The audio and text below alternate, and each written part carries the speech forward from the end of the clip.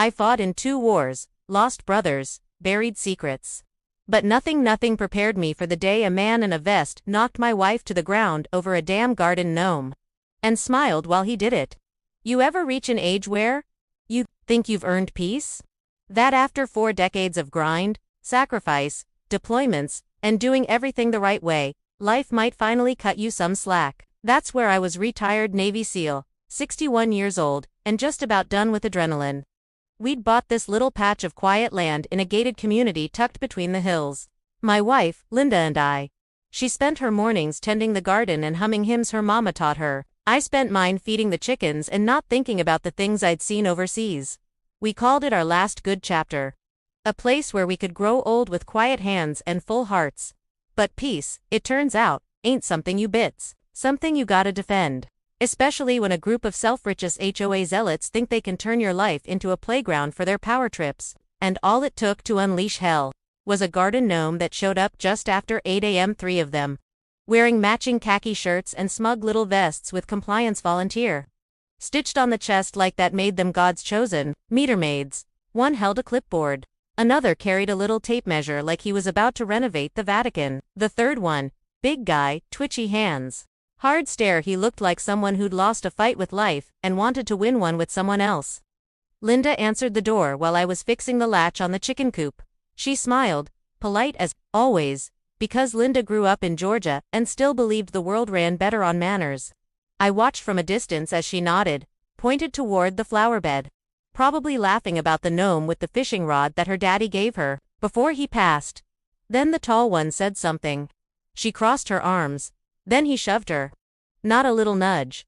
No, full body force. She stumbled back, hit the corner of the porch rail with a sickening crack, and went down like someone cut her strings. I don't remember moving. Don't remember blinking. Just remember the sound of her breath leaving her chest and my own heart, refusing to beat. But I didn't move, and that's the part I can't explain away. That's the part that keeps me awake at night more than any firefight I ever walked through in Kabul or Kandahar. My boots were nailed to the ground. My voice stuck in my throat. I wasn't staring at an HOA officer.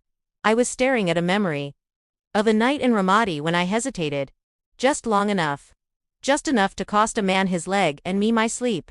And, as Linda lay there groaning on the porch, clutching her side, those 3 cowards walked away like they'd just corrected a mailbox. The one with the clipboard muttered something about unauthorized yard decor and that residents should learn to comply. I didn't even respond. Just stared at the blood on the wood and hated the man I suddenly wasn't anymore. We didn't go to the hospital. Linda didn't want to deal with questions or stares. She wrapped her own ribs and told me she was fine. But she wasn't. Not even close. And it wasn't just her body that was bruised. It was the look she gave me every time I walked into the room. Not anger, not fear, just absence. Like I was there, but not, and in a way, I wasn't. That next morning, we found a fine in our mailbox. $500. Aggressive behavior toward compliance officers. Linda didn't even speak. She picked it up, read it, and then tore it in half with hands that were still trembling. I checked the porch camera, the one Linda used to watch her hummingbirds. The footage was gone. Wiped clean. Just static where the violence should have been.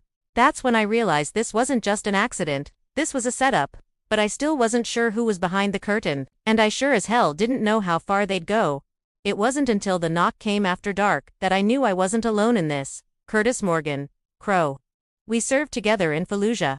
Tall, lean, and with a face like a leather boot that had seen too many desserts. He didn't say much, just handed me a flash drive and said, "You're being hunted, Jack. Thought you should know."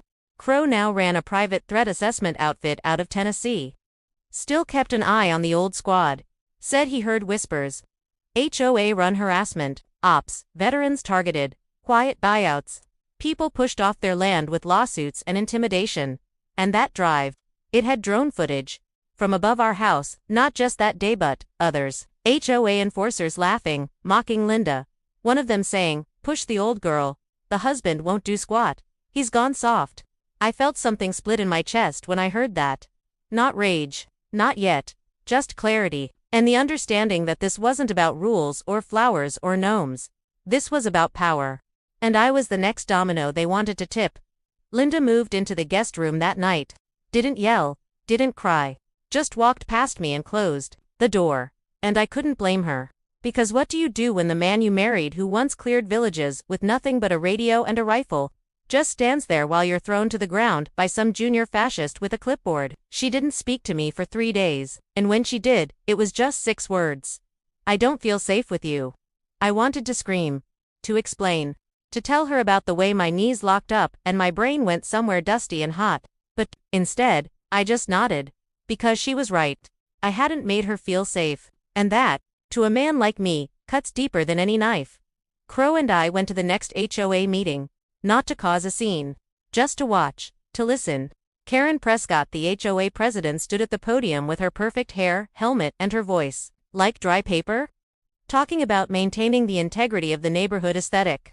When I raised my hand to speak, she smiled like a dentist and said, "Homeowners must submit questions in writing." Crow stood up, played the drone clip on his phone. Loud, the one where the enforcer said to shove the old woman. The room went silent. Karen turned pale. A few residents gasped. But no apologies came. Just more bureaucracy, more forms. That's when I knew we were dealing with something rotten, not just corrupt, but calculated.